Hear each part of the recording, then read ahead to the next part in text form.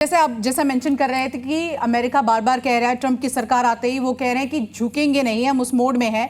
और जब से टैरिफ लगाया गया, खासकर भारतीय बाजार ही नहीं बल्कि हमने देखा पूरा एशियन मार्केट जो है वो कोलैप्स होता हुआ कहीं ना कहीं नजर आया। तो आगामी दिनों में हम किस तरफ मार्केट को जाता हुआ देख रहे हैं मनीष? देखिए, ये कहना अभी ये मुश्किल है कि आगे क्या होगा, क्योंकि ये वैसे ही है। कोई युद्ध शुरू हो गया, रूस यूक्रेन का युद्ध आपने लगातार कवर किया, युद्ध शुरू तो हो गया, खत्म कहाँ होगा कोई नहीं जानता है। वही स्थिति इसके बस अंतर यह है कि इसका असर जो है ना हर एक आदमी पे होता है। रूस यूक्रेन वॉर हो रहा है, बहुत ज्यादा असर हम लोगों पे नहीं हुआ, लेकिन इस युद्ध का असर जो है ना, ट्रंप साहब ने वॉर तो शुरू कर दिया, ट्रेड वॉर, लेकिन वो खत्म कहाँ करेंगे, कहाँ वो जाके रुकेंगे, चीन कितना ज्यादा झुकेगा, वो देखना दिलचस्प होगा। बेसिकली देखिए, पूरी कहानी के सार में ये है कि चीन जो है एक मैन्युफैक्चरिंग हब है, वहां से अमेरिका सारे प्रोडक्ट्स इंपोर्ट करता है। ट्रंप साहब ये चाहते हैं, उनका कहना है कि अमेरिका फर्स्ट के नारे पे वो कह रहे हैं मुझे अमेरिका को फिर से ग्रेट बनाना, इस थ्योरी पे काम करें।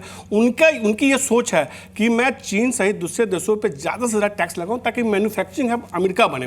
अमेरिका नेट धीरे धीरे, लेकिन बड़ा बनने के चक्कर में ऐसा ना हो कि रिसेशन हो जाए। हमने देखा अमेरिका में पहले भी ये दौर आया हुआ था। बिल्कुल कह सकते हैं कि एक तरह से अमेरिका के लिए भस्मासुर बनना है। हालांकि इसमें एक अच्छी बात ये है, ये कई सारे रिपोर्ट्स अब आ गए हैं जिन्होंने मंदी की संभावना 60% तक बढ़ा दी है।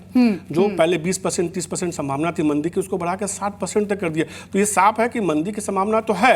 और अगर चीन की तरफ से और अमेरिका के बीच में ये लड़ाई ज्यादा लंबी खींचती है तो इसका असर पूरी दुनिया के इकोनॉमी पे होगा। क्योंकि दुनिया के दो सबसे बड़ी इकोनॉमी की बात करें तो एक तरफ चीन की इकोनॉमी है, एक तरफ अमेरिका की इकोनॉमी है। चीन एक तरह से मैन्युफैक्चरिंग हब है, पूरी दुनिया को जो है प्रोडक्ट सप्लाई करता है। अमेरिका एक ऐसी इकोनॉमी है जो बहुत बड़ा कंजम्पशन है, दुनिया भर से प्रोडक्ट लेता है और उसका इस्तेमाल करता है। इसलिए आप देखेंगे टैरिफ लगने, जिस दिन से टैरिफ लागू होना था ना शुभांगी, उससे केवल 2 दिन पहले, टैरिफ लगने से 2 दिन पहले एप्पल ने क्या किया कि चीन और अमेरिका से 3 एरोप्लेन जो है ना फोन अपने मंगवा लिए, ताकि उनको वो बढ़े हुए टैरिफ की वजह से नुकसान हो। अच्छा, इससे अंदाजा लगा सकते हैं हमने उस चीजें दिन भी कितनी चर्चा की थी जब हमने देखा कि शेयर बाजार जो है वो 4000 अंकों से लुढ़का था और उसको ब्लैक मंडे कहा जा रहा था। हालांकि उस दिन जितने भी निवेशक है, खासकर एशियन मार्केट के भारतीय, वो घबरा रहे थे। लेकिन हमारे एक्सपर्ट्स खासकर यही कह रहे थे कि आपको घबराने की जरूरत नहीं है, क्योंकि अगर रिसेशन की शुरुआत होगी, नौकरी अगर कहीं कम मिलना शुरू होगा, इन सब के लिए आपको एक टीजर या ट्रेलर दिख जाएगा अमेरिका से, क्योंकि शुरुआत वहां से होगी। तो आप कमर कस लीजिए। अच्छा मनीष, दर्शकों को क्या क्या सलाह देंगे इस वक्त में, उन्हें क्या करना चाहिए क्या नहीं करना चाहिए, खासकर जो इन्वेस्टर्स हैं? देखिए, पहले तो आपने रोजगार की बात की तो उसमें मैं 2 आंकड़े फटाफट अपने दर्शकों को बता दूं। एक है आईटी सेक्टर। भारत की जो जितनी आईटी कंपनियां हैं ना, उनकी आमदनी का मोर देन 40 से 50% हिस्सा जो है यूरोप और अमेरिका से आता है। करीब करीब एक नैस्कॉम की रिपोर्ट है, उसके मुताबिक करीब आईटी सेक्टर में 51 लाख लोगों को कारोबार मिला हुआ है। तो अगर अमेरिका में मंदी आती है तो सीधे तौर पर आईटी कंपनियों को की कमाई घटेगी, उनकी कमाई घटेगी तो निश्चित रूप से वो खर्च कम करेंगे तो नई हायरिंग तो नहीं करेंगे, छटनी भी कर सकेंगे। एक बड़ी समस्या वो है। दूसरा ये है कि टेक्सटाइल एक और सेक्टर है जो भारत वियतनाम और चीन के बाद सबसे ज्यादा एक्सपोर्ट करता है अमेरिका को, जो सबसे एक्सपोर्ट। यानी आप मोटा-मोटा ये कह रहे हैं कि अगर किसी के पास नौकरी है तो वो उसको पकड़ कर रखे, मन लगाकर काम करे, क्योंकि रिसेशन आ सकता है। जरूरी नहीं है कि फिजूल खर्ची करे। आप सोच रहे हैं गर्मियों की छुट्टी में घूमने का, तो उन सबसे बचे, क्रेडिट कार्ड का इस्तेमाल कम करे, पर्सनल लोन कम ले। पैसे जो सेविंग्स आपकी है उसको आप कुंडली मारकर बैठ जाइए, उसको अभी खर्च नहीं करिए थोड़े टाइम तक। और सेविंग की आपने बात की है तो उसमें एक इंटरेस्टिंग चीज मैं और ऐड कर दूं, सोना जो सबको पसंद है, महिलाओं को तो खासतौर पर ज्यादा पसंद है। तो सोने को लेके एक रिपोर्ट बहुत इंटरेस्टिंग आई है। मॉर्निंग स्टार एक फर्म है, उसका ये कहना है कि आने वाले दिनों में जो है ना सोने में बड़ी गिरावट देखने को मिल सकती है। और सोने की कीमत अगर भारतीय करेंसी के हिसाब से देखा जाए तो वो करीब 56,000 के आसपास। यानी आप कह रहे हैं कि जितनी भी महिलाएं हैं जो गले में अपना पैसा जमा करती हैं वो जमा करके रखिए, क्योंकि सोने के दाम में गिरावट आएगी और आपको खरीदने का पूरा मौका मिलेगा। उनके तरफ से कहा जा रहा है कि जो लॉजिक वो निकाल के लेकर, उनका कहना है कि देखिए सीधे तौर पर अगर मंदी आती है, होता है क्या है ना कि अगर आपको शेयर मार्केट में नुकसान हो रहा है तो उस नुकसान को भरपाई करने के लिए आप क्या करेंगे, जहां से मुनाफा हो रहा है वहां से आप पैसा निकालेंगे सीधे तौर पे। तो सबसे ज्यादा फायदा बीते अगर 3-4 महीनों में देखें तो गोल्ड में ही जो है बड़े बड़े फंड हाउसेज उनको होता हुआ दिखा या लोगों को हुआ, तो वो नुकसान को भरपाई करने के लिए गोल्ड से पैसा निकालेंगे। इस वजह से एक तो गोल्ड में सेलिंग देखने को मिल सकती है। दूसरा एक बड़ा ट्रिगर जो वो मॉर्निंग स्टार ये दावा कर रहा है कि आने वाले दिनों में हो सकता है कि हर एक बैंक जो आरबीआई जैसे यहाँ पे बड़े जो सेंट्रल बैंक्स हैं वो गोल्ड की डिमांड थोड़ी कम कर सकते हैं, क्योंकि उनकी तरफ से बड़ी डिमांड हो तो ज़्यादा खरीदते हैं। तो उनकी तरफ से भी ये माना जा रहा है, एक सर्वे की तरफ 71% बैंक ऐसा मान रहे हैं कि हम गोल्ड की डिमांड कम करेंगे। और तीसरा जो बड़ा ट्रिगर बताया जा रहा है कि इस बार गोल्ड की सप्लाई ज़्यादा हो रही है, तो इनकी वजह से ये संभावना जताई जा रही है कि 56,000 तक भी गोल्ड आ सकता है। तो जो लोग सोना खरीदना चाहते हैं उनके लिए थोड़ा इंतजार कर लीजिए, थोड़ा रुक जाइए, थोड़ा इंतजार में बदलाव आने दीजिए। अच्छा मनीष, आप मेरे साथ हैं, लगातार हम देख रहे हैं कि आरबीआई में जिस तरह से रेपो रेट में हमने देखा बड़े बदलाव हुए हैं, और उसके बाद कहा जा रहा है कि जो होम लोन है या फिर जो ब्याज की दरें हैं उसमें कहीं ना कहीं आपको कमी देखने को मिलेगी। उसको लेकर आप क्या दर्शकों को राय देंगे? सीधे तौर पे अच्छी खबर यही आई है कि 25 बेसिस पॉइंट यानी 0.25% की आज कमी कर दी उन्होंने रेपो रेट में।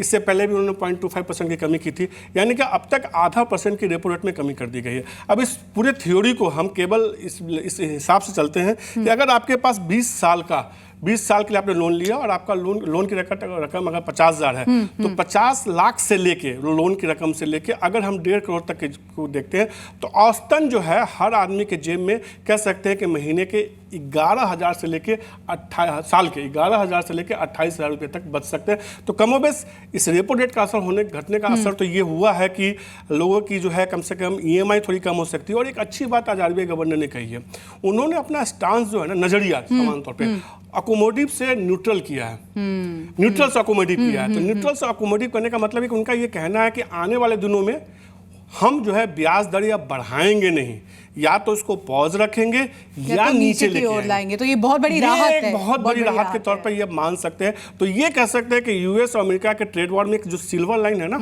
चेरी ऑन द केक, वो यही है कि कहीं ना कहीं भारत में हो सकता है कि ब्याज दरें थोड़ी कम होती हुई दिखे अगर चीजें थोड़ी ठीक होती है। तो दूसरा कि भारत की कुल जीडीपी का जो है ना केवल 12% के आसपास की जो हम एक्सपोर्ट करते हैं, उसमें अमेरिका में केवल 2% है।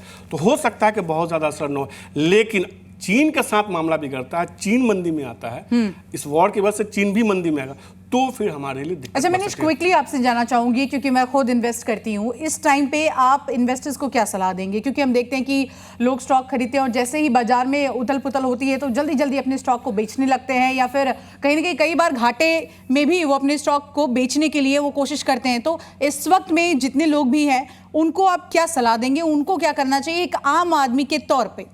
सीधे तौर पे शेयर मार्केट में लोग कहते हैं do not hold falling knife, गिरती हुई छुरी को ना पकड़े। बाजार गिरावट आ रहा है, गिरने दीजिए, उसको कोई दिक्कत नहीं है। बस ये है कि कैश इज किंग, आपके पास जितना कैश है उसको बचाने की कोशिश कीजिए। बाजार आपको मौका देगा, निश्चित रूप से देगा, क्योंकि ये गिरावट कुछ नहीं है। हमने देखा हर्षद मेहता स्कैम से लेकर कोरोना इससे बुरा दौर भी देखा बाजार ने। ये बहुत बुरा दौर नहीं है। वापस हमने सबप्राइम क्राइसिस में 61% तक गिरते हुए देखा 2008 में, वहां से फिर बाजार रिकवर हुआ। तो बाजार में तेजी आएगी, वापस से मजबूती आएगी। पेशेंस की बात होती है ना मनीष, लोग पेशेंस नहीं रखते हैं और जल्दबाजी करने लगते हैं।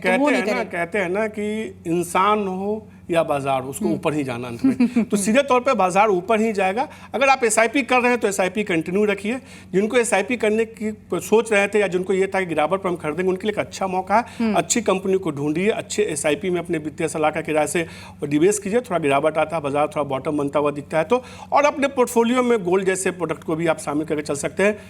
घबराहट की जरूरत नहीं है, आप पैनिक में आप जो भी है उसको बेच मत दीजिए, जो भी है उसको होल्ड कीजिए और निवेश के इस मौके को चूकिए मत, मौका आपको फिर मिलेगा। तो मोटा मोटा देखिए, आपको मनीष क्या कह रहे हैं, आपके पास जितने भी पैसे हैं आप उसको सेविंग्स को इधर उधर अभी नहीं करें, अननेसेसरी आप ट्रैवल नहीं करें, कहीं बहुत ज़्यादा इन्वेस्ट नहीं करें, पैसे को संभाल कर रखें। अगर ऐसा दौर आता है, अमेरिका में रिसेशन होता है, तो यहाँ भी उसका असर देखने को मिलेगा। अगर आपकी नौकरी है तो मेहनत करें और नौकरी को पकड़ के रखें। इसी के साथ साथ आने वाले समय में गोल्ड रेट्स जो है उसमें बहुत बड़ी गिरावट की संभावना जताई जा रही है, तो पैसे आप रखेंगे तभी गोल्ड खरीद पाएंगे। बस 2 सेकंड में चलो आपको बता दो, फिर आप बताइएगा।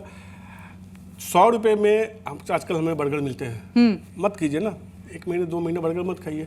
100 रुपये के SIP आगे चुके हैं इसके, आप 100 रुपये के SIP कीजिए, कुछ समय के लिए नहीं खाइए, वो पैसे आप लगाइए, बचा के रखिए, आने वाले दिनों में आपको अच्छा रिटर्न देखने को मिल सकता है। तो साधन बहुत ज़्यादा आपको समझने की जरूरत है। और जो लोग SIP कर रहे हैं उनका नजरिया मिनिमम कम से कम 3 से 5 साल के लिए होता है। और 3 से 5 साल का अगर आप रिटर्न एवरेज देखेंगे ना पिछले 20 सालों का, तो भारतीय बाजारों ने 12 से लेकर 17% तक कर दिया।